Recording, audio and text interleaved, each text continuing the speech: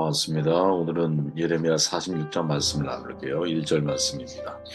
이방 나라들에 대하여 선지자 예레미야에게 임한 여호와의 말씀이라. 애굽에 관한 것이라. 곧 유다의 요시야 왕의 아들 여호야김 넷째 해에 유브라데 강가 갈그미스에서 바벨론의 느부갓네살 왕에게 패한 애굽의 왕 바로 느고의 군대에 대한 말씀이라. 하나님께 붙들리라 라는 간단한 제목으로 말씀을 나눕니다. 예레미야서 46장부터 51장까지 이방 민족들에 대한 예언의 말씀이 기록되어 있거든요. 46장은 애굽에 대한 예언, 여호야김 4전 주제 605년에 벌어진 애굽과 바벨론의 갈그미스 전투에 대한 말씀이죠. 유명한 전투잖아요. 이 고대 어떤 역사에서 갈그미스 전투는 뭐 많이 여러분들 들어보셨을 거예요. 여러 제국이 한 장소에서 싸우게 되는 거죠. 신흥 바벨론, 애굽, 또 당시의 패권국이었던 아수르, 거기에 또는 유다까지 껴서 상당히 이렇게 역사적으로 의미 있는 중요한 그런 전투가 알려져 있죠. 바로 느고는 아수르를 돕기 위해 갈그미스로 군사원정을 나가게 되고 바벨론에 의해 무너지죠. 바로 느고의 패전은 결정적으로 유다의 주권이 바벨론으로 넘어가는 계기가 되잖아요. 애굽에 대한 예언은 바벨론 패전의 전부가 아닙니다. 이게 전부가 아니에요. 바벨론왕 느부갓네살은 애굽 본토로 쳐들어와서 애굽을 황폐하게 만들 거예요. 13절에 보니까. 그리고 실제로 주전 586년에 날강 삼각주까지 밀고 들어오죠. 그리고 애굽이 완전히 패망한 것은 후에 바사 페르시아 제국에 의해서거든요. 이 와중에도 선지자는 여호와 하나님께서 만군의 하나님이며 만군의 왕이다라고 선언하고 있죠. 여러 형상에 비유하면서 멸망을 예고하고 있습니다. 이 모든 고대 제국들의 흥망성쇠와 관련된 역사의 사건들은 하나님의 주권 가운데 이루어진 사건들이죠. 바벨론에 의한 애굽의 멸망은 애굽에 대한 하나님의 심판이다. 25절에 이렇게 말하고, 그러나 하나님의 백성 야곱은 아무도 완전히 멸할 수가 없다. 이렇게 예언을 하죠. 비록 하나님께서 그들을 향한 징계의 손을 사용하시지만 그것은 영원히 그들을 멸하시려고 하는 심판이 아니다. 라고 말하고 있습니다. 우리는 이 믿음이 있어야 된다고 봐요. 우리가 앞서 말씀도 나누었지만 하나님은 세우기도 하고 헐기도 하는 분이고 하나님은 심기도 하고 뽑기도 하는 분인데 우리의 인생에서 세우고 심길 때는 아무런 문제가 없죠. 너무 감사하죠. 이 세상에서 인정받고 이 세상에서 하나님의 영광을 드러내기 쉬울 것처럼 느껴집니다. 그러나 만일 하나님께서 우리를 허시는 시간 혹은 뽑는 시간에 타이밍에 우리가 서 있다면 과연 우리의 삶을 통해서 하나님의 은혜와 하나님의 사랑을 내가 붙들고 살아갈 수 있겠는가? 이 질문을 늘 던져야 한다고 봐요. 인생은 여러분 명함을 다 받아들이는 용기가 필요한 거거든요. 좋은 것만 받아들이면 안 돼요. 나쁜 것도 받아들여야 되는 거죠. 주어진 상황에 대한 수용이 믿음이다. 이해철 목사님의 말씀이잖아요. 근데 주어진 상황이 모두가 다 능동적으로 할 수 있는 상황만 있는 것이 아니잖아요. 내가 때로 넘겨진 인생, 수동적으로 원치 않는 곳에 데려가는 삶, 그러한 자리에 우리가 서 있을 수 있거든요. 이 양자를 다 우리가 수용할 수 있는 용기가 우리 가운데 있겠느냐. 이런 양자를 바라보는 상황 속에서 어떤 선택을 해야겠느냐. 항상 던져야 중요한 질문 가운데 하나라는 거죠. 앞서 전술한 것처럼 영원할 것만 같은 애굽도 하나님의 징계에 막대긴 바벨론이 무너질 거예요. 그리고 2절부터 12절까지는 고대 세계사의 분수령을 가는 아까 말씀드렸던 갈그미스 전투에 대한 내용이 배경으로 나오고 있어요. 유다왕 요시야 때 패권국 아수르는 급격한 쇠퇴의 길을 걷게 돼요. 바벨론이 신흥 강국으로 떠올라요. 아수르는 수도 니니웨를 잃고 갈그미스를 중심으로 해서 다시 세력을 정비하는데 이때 애국왕 바로 느고는 바벨론을 견제하고 동시에 시리아 땅을 차지하기 위해서 갈그미스로 대군을 이끌고 진격을 하는 거예요. 그 길목에 유다왕 요시아가 군대를 이끌고 애국과 맞서게 되죠. 그죠? 유다왕 요시아가 무기또 아마겟돈이라 그러잖아요. 애굽왕 바로 느고의 군대에 대패하게 되고 치명상을 입고 구성 도중에 사망하게 돼요. 열왕기하 23장에 보니까. 그리고 바로 느고의 군대 역시 결국 느부갓네살이 이끄는 바벨론 군대와의 전투에서 패배하게 돼요. 그때부터 바벨론이 고대 근동의 패권자가 되는 거죠. 근데 중요한 건 뭐냐? 영원한 패권국은 없잖아요. 그죠? 이 바벨론도 결국 후에 멸망하죠. 이 세상에 영원한 건 없는 거예요. 건불 10년이란 말이 있잖아요. 아무리 내가 힘 있는 권력의 자리에 있어도 10년을 넘기기가 쉽지가 않아요. 그런데 이 이야기를 하는 과정 속에서 사실은 우리가 잊지 말아야 할 것은 세상의 제국은 영원하지 않지만 영원한 제국이 있다는 거죠. 이사야 선지자가 말했던 것처럼 푸른 마르고 꽃은 시드나 우리 하나님의 말씀이 영원히 서리라. 이사야 40장 8절의 말씀입니다. 즉 하나님의 말씀 위에 서 있는 하나님의 나라. 그 나라는 흔들리지 않는 나라는 거죠. 애굽 멸망당하지 않을 거라고 생각을 했어요. 예레미야서에 우리가 전에 살펴봤지만 그래서 애굽으로 친애굽파 피신하는 사람들도 있었어요. 그때 예레미야가 거기에 타인에 의해 이끌려 들어가서 뭐라고 말합니까? 아, 너희들 여기 안전하지 않아. 하나님의 애굽 결국 멸망하게 될 거야. 예언을 하죠, 그죠? 사람을 의지하지 말라는 거죠. 사람은 의지의 대상이 아니야. 믿음의 대상이 아니야. 사랑의 대상이야. 이걸 마음속에 각인하고 살아야 되거든요. 어느 누구도 예외가 없어요. 우리는 귀인들을 보면, 힘 있고 권력 있는 사람들을 보면 괜히 줄 서고 싶죠. 뭐 떨어지는 떡고물이라도 있지 않을까 하는 기대감을 가지고 사람들을 의지하려고 그래요. 저라고 왜 그런 마음이 없겠습니까? 인간이면 누구나 그런 마음을 갖고 있다고 봐요. 그런데 시간이 지나고 여러 가지 경험이 쌓이다 보면, 야, 그거 덧없는 일이구나. 이런 생각이 들죠. 그 사람의 권력, 힘, 능력 영원하지 않아요. 이런 과정들을 통해서 우리가 눈을 돌려야 될 자리는 바로 하나님의 자리인 거죠. 하나님. 말, 병거, 용사들, 구속사람, 붓사람, 느딤사람, 오늘 본문에 나오는 내용들이거든요. 이 모든 것들을 모은다라는 것은 모든 자원을 다 끌어모아 총동원한다라는 뜻이죠. 근데 그런 모든 시도가 실패로 끝날 거라고 예레미야는 말을 해요. 그리고 미래에 대한 예언이 계속되거든요. 그들은 패배할 것이며 두려움 속에 떨다 도망치지도 못한 채 유브라데 강가에서 엎드러질 것이며 애굽의 군대는 마치 나일강이 범람한 것 같이 멸절당하게 될 것이며 바벨론이란 더 큰 힘에 굴복당하는 게 아니야. 하나님의 심판이 그들 가운데 임했기 때문이다. 이렇게 예레미야는 말을 하고 있죠. 그죠, 여러분? 되게 중요한 내용이라고 봐.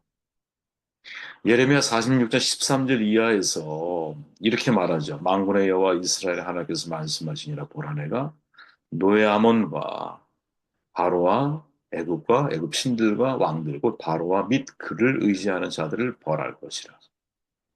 그죠? 만군의 여호와 이스라엘 하나님이라는 표현 이걸 주목해야 돼요. 그죠?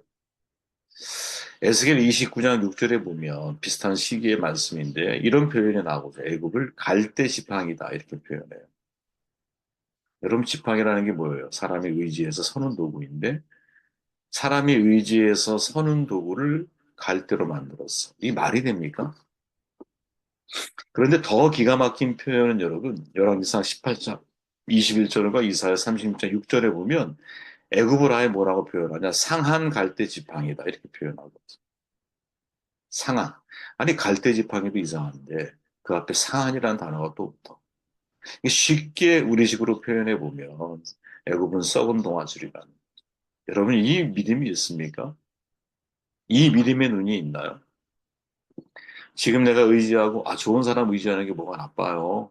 인생에 좋은 멘토 만나는 거 저는 그거 권장하지 않는 거 아니에요.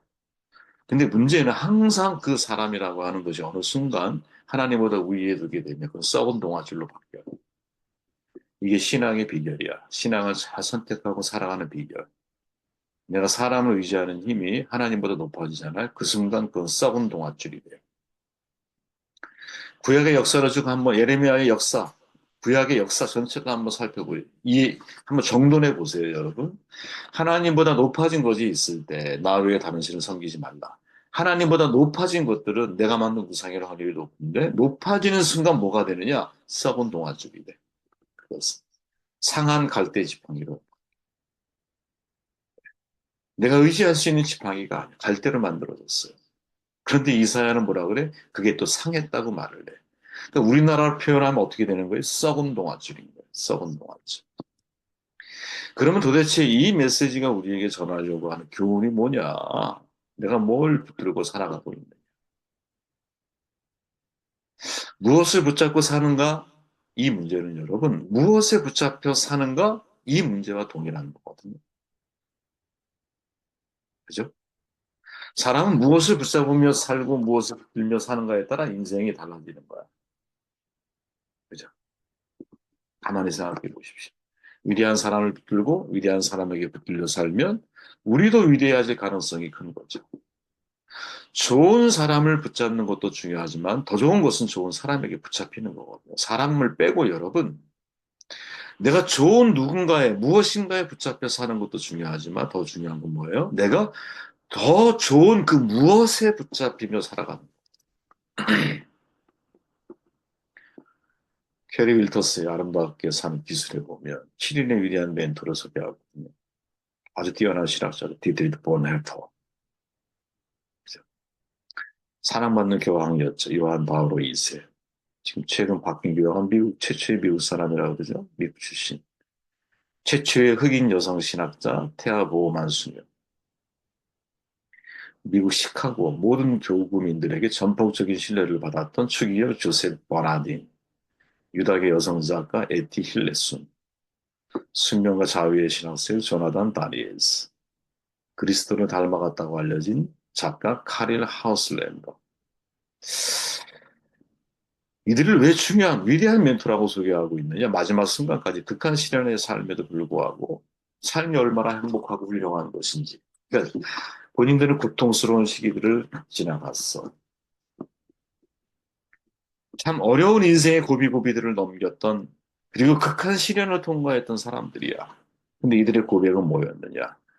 삶이 얼마나 훌륭한 선물인지. 그죠?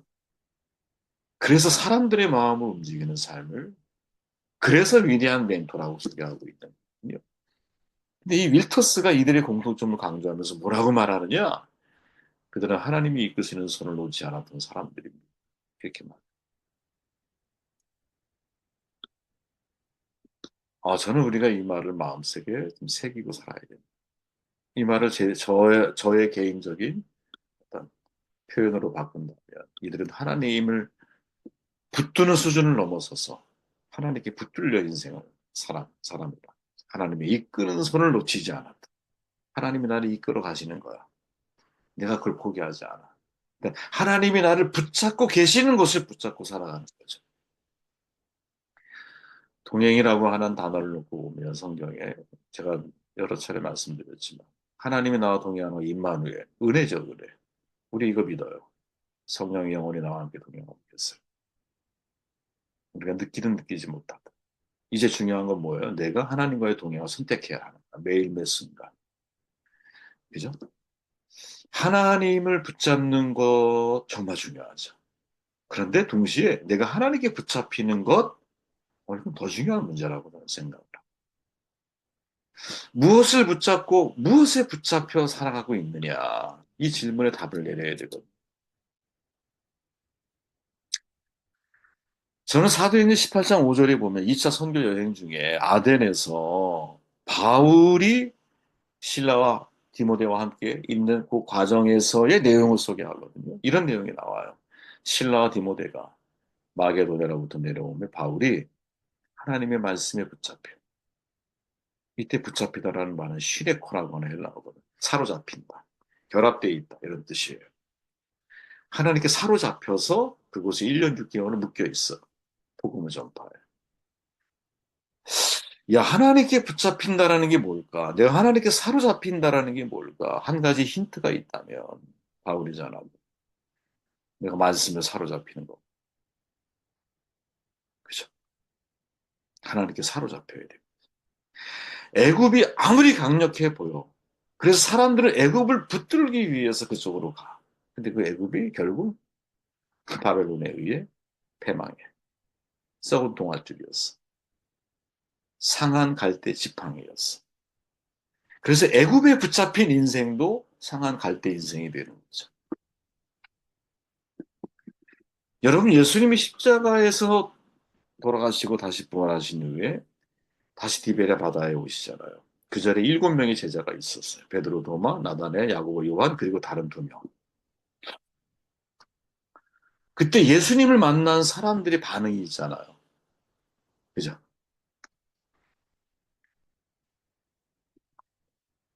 예를 들어 베드로 같은 경우는 뭐라 그래요? 바닷속에 뛰어들어.